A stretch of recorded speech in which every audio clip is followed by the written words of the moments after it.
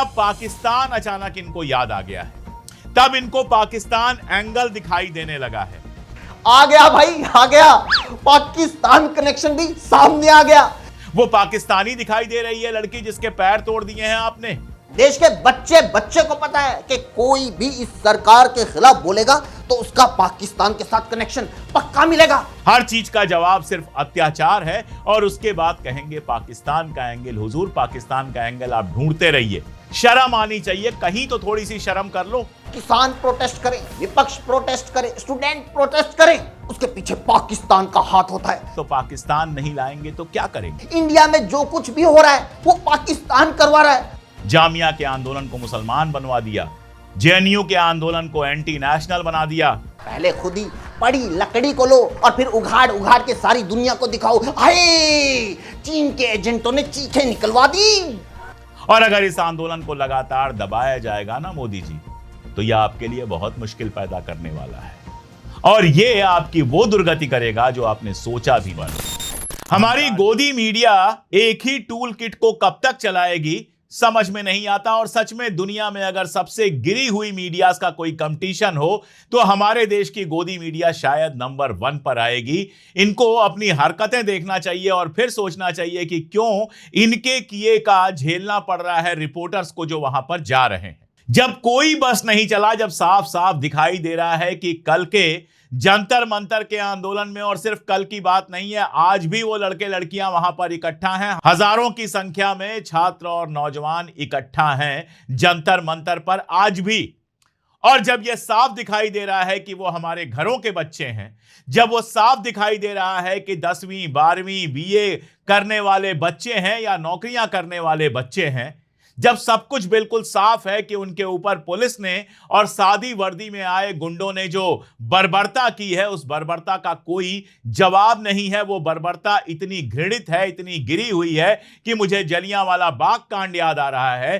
तब पाकिस्तान अचानक इनको याद आ गया है, तब इनको पाकिस्तान एंगल दिखाई देने लगा है, तब ये इसके विदेशी फंडिंग की जांच कराएंगे। अभी तक क्यों नहीं विदेशी फंडिंग की जांच करा रहे थे? अभिजीत दीपके के बारे में आप कह रहे हैं कि बोस्टन से आया है तो हो सकता है विदेशी फंडिंग आई हो। जब बोस्टन से आया था तब तो आपने जाकर हवाई अड्डे पर उसको अनुमति दे दी थी, तब आपने चेक नहीं किया था कि विदेशी फंडिंग है कि नहीं है। अगर विदेशी फंडिंग थी तो तभी गिरफ्तार कर लिया होता, नहीं चलने दिया होता आंदोलन। लेकिन अब जब यह आंदोलन आपके हाथ से बाहर निकल गया है, जिसमें भारत का आम छात्र और आम युवा शामिल हो गए हैं, जिसमें आम हिंदुस्तानी सपोर्ट में खड़ा हो गया है, तो आपको विदेशी फंडिंग दिखाई दे रही है। रास्ते में बैठकर अपने घर से लाए हुए पराठे खाकर कल जो बच्चे लड़ रहे थे उनको विदेशी फंडिंग मिली है। अपने खर्चे पर एमपी और यूपी और जाने कहां कहां से वहां पर आकर कंधे पर एक छोटा सा बैग लटकाए हुए वो बच्चे जो लाठियां खा रहे थे वो आपको फंडेड लगते हैं। जिन 16 साल और 15 साल की बच्चियों को मारा गया है वो फंडेड दिखाई दे रही हैं आपको। वो पाकिस्तानी दिखाई दे रही है लड़की जिसके पैर तोड़ दिए हैं आपने। जो गंभीर हालत में उत्तराखंड की 21 साल की बच्ची अस्पताल में है, पता नहीं बचेगी कि नहीं बचेगी, वो आपको पाकिस्तानी और फंडेड दिखाई दे रही है। शर्म आनी चाहिए, कहीं तो थोड़ी सी शर्म कर लो।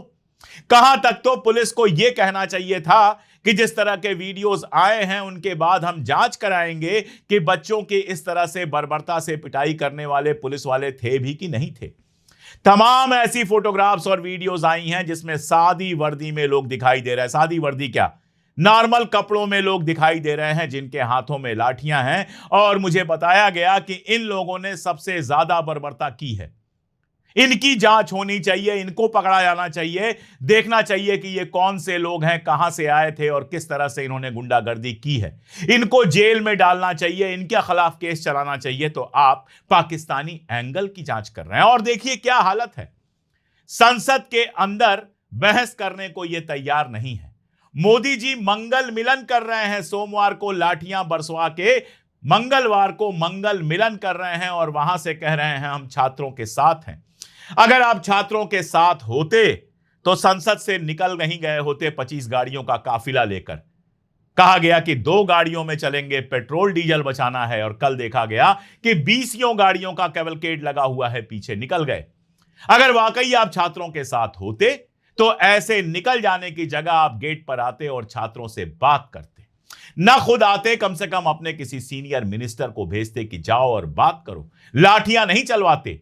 अब जब मामला हाथ से निकलता जा रहा है, जब मामला धर्मेंद्र प्रधान से आगे बढ़कर प्रधानमंत्री मोदी तक पहुंच गया है, तो मीटिंग में बैठ के कहा जा रहा है कि हम छात्रों के साथ हैं। जो छात्रों के साथ होते हैं वो छात्रों पर लाठियां नहीं बरसाते हैं, संसद के अंदर बात नहीं करेंगे, जनता से बात नहीं करेंगे। हर चीज का जवाब सिर्फ लाठी है, हर चीज का जवाब सिर्फ अत्याचार है, और उसके बाद कहेंगे पाकिस्तान का एंगल। हुजूर, पाकिस्तान का एंगल आप ढूंढते रहिए, कोई दिक्कत नहीं है। लेकिन ये जो हिंदुस्तानी बच्चे सड़क पर आए थे, ये पेपर लीक और शिक्षा व्यवस्था के तबाह हो बर्बाद होने पर आए थे। आपके पाकिस्तानी कह देने से ये पाकिस्तानी नहीं हो जाएंगे, आईटी सेल के कुछ भी कह देने से कुछ नहीं हो जाएंगे। घर में बैठकर आईटी सेल उल्टी सीधी बातें कर रहा है। एक आपको उदाहरण देता हूं। वॉइस ऑफ ब्राह्मण्स करके एक सोशल मीडिया अकाउंट है, ट्विटर अकाउंट है। उसने कल लिखा ब्राह्मणों के बच्चे इसमें ना जाएं क्योंकि ये सारे के सारे दलित विरोधी हैं। पहली बात तो ये बता दूं कि तुम्हें किसी ने हक नहीं दिया है कि ब्राह्मणों का तुम रिप्रेजेंटेशन करते हो। तो ना यहां पर जातिवाद चल रहा है, ना सांप्रदायिकता चल रही है, तो पाकिस्तान नहीं लाएंगे तो क्या करेंगे? और गोदी मीडिया को देखिए, खबर चलाई गई छात्रों ने पत्थर चलाए। वीडियो साफ साफ दिखाई दे रहे हैं जहां पुलिस पत्थर चलाते हुए दिख रही है। तो खबर के साथ यह भी चला देते कि पुलिस ने भी पत्थर चलाए। चलो मान लिया छात्रों ने पत्थर चलाए, 30,000 छात्रों में अगर 2-4 छात्रों ने पत्थर चलाए तो मान लिया। लेकिन जब पुलिस पत्थर चलाते हुए दिख रही है, पुलिस कार के शीशे तोड़ते हुए दिख रही है। एक वीडियो आया जिसमें बताया जा रहा है कि बस का जानबूझकर, स्कूल की बस लाई गई और उस बस को तोड़फोड़ दिखाने की कोशिश की गई। यह सब जो कर रही है, इसकी रिपोर्टिंग कौन करेगा? वो आपसे कुछ मांगने नहीं आए थे, कटोरा लेकर नहीं आए थे कि हमको 5 किलो अनाज दे दीजिए, लाइन नहीं लगाने आए थे आपके यहां। वो अपने हक की मांग करने आए थे। एक कंगना रनावत हैं, अब क्या कहा जाए, कैसे कैसे लोग एमपी बन गए हैं। कोर्ट कहती है माननीय लगाकर इनसे बात किया जाना चाहिए। कहां से मान दे दूं? मान लायक कुछ करे तब तो मान दे दूं, केवल चुनाव जीतने से मान दे दूं मैं? कहती हैं किसी को यह हक नहीं है कि सरकार के ऊपर प्रेशर बनाए कि वो किस मंत्री को रखे और किस मंत्री को हटा दे। सरकार कोई आसमान से नहीं टपकी है, सरकार जनता के वोट से बनी है। तो जनता को यह अधिकार है कि वो कहे कि फला मंत्री किसी काम का नहीं है, उसे हटाओ। और सरकार का काम है जनता की सुने। लेकिन यह तब समझ में आता जब जनता के वोट से कोई जीत कर जाता। जब मोदी जी के नाम पर, धर्म के नाम पर और तमाशे पर वोट जीत जाना है और संस्थाओं को कब्जा करके सत्ता पा लेनी है, तो यह बात समझ में नहीं आएगी कि लोकतंत्र कहां है। मोदी जी कहते हैं पेपर लीक पर राजनीति नहीं होनी चाहिए, तो राजनीति सिर्फ मंदिर पर होना चाहिए। और सुनिए, सुप्रीम कोर्ट कहता है राम मंदिर के चढ़ावा चोरी पर राजनीति नहीं होना चाहिए, राम मंदिर पर राजनीति होनी चाहिए, राम मंदिर के ट्रस्ट पर राजनीति होनी चाहिए। लेकिन उसी ट्रस्ट के लोग जब चढ़ावा चोरी कर लें तो उस पर राजनीति नहीं होना चाहिए। हर चीज पर राजनीति होनी चाहिए, 5 किलो अनाज तक पर राजनीति होनी चाहिए। लेकिन पेपर लीक में 21 बच्चे मर जाएं तो उस पर राजनीति नहीं होनी चाहिए। तो राजनीति किस पर होगी? केवल हिंदू मुसलमान पर? और राजनीति क्या है? अगर राजनीति जनता के मुद्दे उठाने का नाम नहीं है तो और राजनीति क्या है, यह बताया जाना चाहिए। या फिर नरेंद्र मोदी जी तय करेंगे कि राजनीति किस पर होगी और किस पर नहीं होगी। और ये जो आए थे वो राजनीति करने नहीं आए थे, ये किसी पॉलिटिकल पार्टी के लोग नहीं थे। इनको एक वेन्यू दिखा जहां पर अपना गुस्सा दिखा सकते थे, इसलिए देश के कोने कोने से आए। और गुस्सा किस कदर है इस बात से समझ लीजिए कि आंदोलन सिर्फ दिल्ली तक नहीं रह गया। जब दिल्ली में बर्बरता की खबर देश भर में फैली तो हर जगह आंदोलन हुआ। कोलकाता में आंदोलन हुआ, मुंबई में हुआ, गोवा में हुआ, जबलपुर में हुआ, पटना में हुआ, भागलपुर में हुआ, प्रयागराज में हुआ, बेंगलुरु में हुआ। हर जगह आंदोलन दिखा। यहां तक कि आरएसएस का दफ्तर है जहां नागपुर में भी हजारों की संख्या में लोग सड़क पर दिखे। और अगर इस आंदोलन को लगातार दबाया जाएगा ना मोदी जी, तो यह आपके लिए बहुत मुश्किल पैदा करने वाला है। हाथ पांव तोड़कर बच्चों को कोई चुप नहीं करा सका है आज तक। दुनिया भर का इतिहास पढ़ लीजिए आप। बहुत सारे लोगों को यह गुरूर रहा है कि लाठी चलवाकर दबा लेंगे आंदोलन। आज तक आपने ये किया? जामिया के आंदोलन को मुसलमान बनवा दिया, जेएनयू के आंदोलन को एंटी नेशनल बना दिया, इस देश के होनहार बच्चों को जेलों में भर दिया। लेकिन ये आपके वोट बैंक से आए हैं। कितने ही बच्चों ने कहा कि हमारे घर वाले भाजपाई हैं। एक बच्ची मुंह पर मास्क लगाकर इंटरव्यू दे रही थी, कह रही थी मैं प्रयागराज से आई हूं, मेरे पूरे घर के लोग भाजपाई हैं। मैं नहीं चाहती कि मुझे पहचाना जाए, लेकिन मैं सरकार से सवाल पूछ रही हूं। ऐसे कितने ही बच्चे थे मोदी जी, ये आपके वोटर्स हैं, आपके वोटर्स के घरों से आए हैं, ये मिडिल क्लास के बच्चे हैं, शॉक में थे क्योंकि इनको नहीं लगा था कि इनके ऊपर कभी लाठी चल सकती है। तो ये जो यूथ आया है ना, ये जो जेनजी आया है, ये हमारी तरह नहीं है जो संस्थाओं का सम्मान करता है, इसलिए बहुत कुछ चाह के भी नहीं बोलता है, जो गाली नहीं दे सकते क्योंकि हमारे संस्कार में नहीं है। ये अलग तरह का यूथ है। ये वो यूथ है जो हमें भी कुछ नहीं समझता है और आपको भी कुछ नहीं समझता है। और ठीक है, जवानी का जोश ऐसा ही होना चाहिए। और ये आपकी वो दुर्गति करेगा जो आपने सोचा भी नहीं होगा। अहंकार जितना बढ़ता जाता है, गद्दी उतनी तेज हिलती जाती है। तो बढ़ाते रहिए अपना अहंकार, चलवाते रहिए गोलियां, बंदूकें, गिरफ्तार करते रहिए लोगों को। किसान भी आ गए हैं शंभू बॉर्डर पर, लगवा दीजिए और सारे बैरिकेड लगवा दीजिए। दिल्ली में बारिश के साथ साथ प्रतिरोध का मौसम लौट आया है और यकीन जानिए ये आपको बहुत मुश्किल पड़ने वाला है। आ गया भाई, आ गया। पाकिस्तान कनेक्शन भी सामने आ गया। मीडिया ने कॉकरोच प्रोटेस्ट में अब जाकर पाकिस्तान कनेक्शन निकाला है। मैं बता रहा हूं मोदी जी, इन बच्चों को पीटने से पहले अपनी सारी गोदी मीडिया वालों को उकड़ू बैठा के पीटो, क्योंकि देखो ना साले स्क्रिप्ट से 20 दिन पीछे चल रहे हैं। जिस बात का इस देश के हर एक प्रोटेस्टर को पता है, सरकार के खिलाफ बोलने वाले हर बंदे को पता है, सरकार का समर्थन करने वाले व्हाट्सएप अंकल्स को पता है, देश के बच्चे बच्चे को पता है कि कोई भी इस सरकार के खिलाफ बोलेगा तो उसका पाकिस्तान के साथ कनेक्शन पक्का मिलेगा।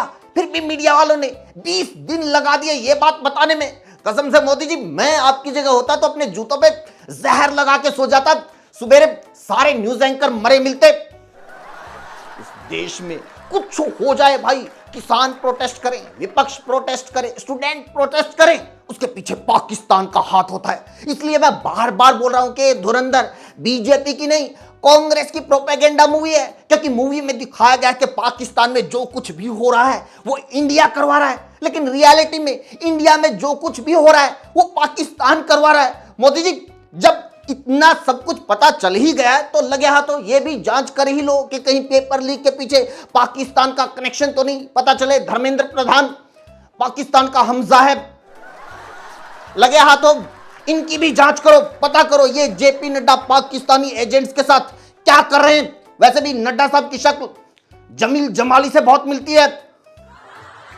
मीडिया वाले बहुत बहुत निकम्मे हैं यार, हजारों लाखों की सैलरी लेते हैं, लेकिन इतने साल में एक नई स्क्रिप्ट, एक नया आइडिया नहीं दे पाए। हर जगह पाकिस्तान और चाइना को घुसा देते हैं। अबे कभी Japan, Italy, Germany, Norway, France, Austria, Australia, New Zealand, ऐसे देशों का भी नाम लो जिसे सुनकर लोग खुद कहें कि हाँ मैं हूं उनका एजेंट, मुझे वहीं भेज दो। खुद बीजेपी वाले आकर कहेंगे कि जब मैं भी एजेंट हूं, मैंने फुटबॉल वर्ल्ड कप में भी उसी को सपोर्ट किया था, मुझे स्पेन भेज दो। मीडिया और अंधभक्तों को सबसे बड़ी प्रॉब्लम यह है कि कॉकरोच प्रोटेस्ट में लोग पेपर लीक के अलावा दूसरे मुद्दे भी उठाने लगे हैं। देखो इसमें तो वामपंथी आ गए हैं, इसमें तो कॉमेडियन आ गए, इसमें तो कांग्रेसी आ गए। हाँ, तो जब अन्ना आंदोलन चल रहा था उसमें क्या भाजपा और आरएसएस वाले नहीं आए थे? जब जेपी आंदोलन हुआ था तो उसमें वामपंथी और जनसंघ वाले शामिल नहीं हुए थे? और ये क्या हर चीज पे वामपंथी वामपंथी चिल्लाते रहते हो? भाई तुम लोग तो वो लोग हो जिन्होंने कांग्रेस के खिलाफ मुस्लिम लीग के साथ गठबंधन कर लिया था। कांग्रेस के खिलाफ सरकार बनाने के लिए इन्हीं वामपंथियों से गठबंधन किया था।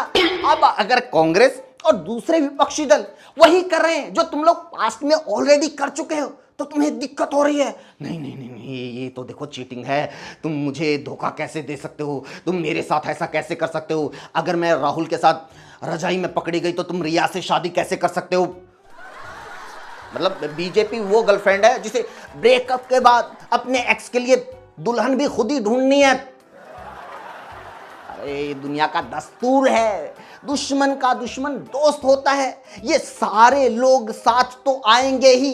सवाल ये है कि सरकार ने मौका ही क्यों दिया ये सब होने का, कॉकरोच पार्टी बनने का, कॉकरोच प्रोटेस्ट होने का। जैसे ही एक के बाद एक पेपर लीक हुए तो तुरंत धर्मेंद्र प्रधान का इस्तीफा लेना चाहिए था।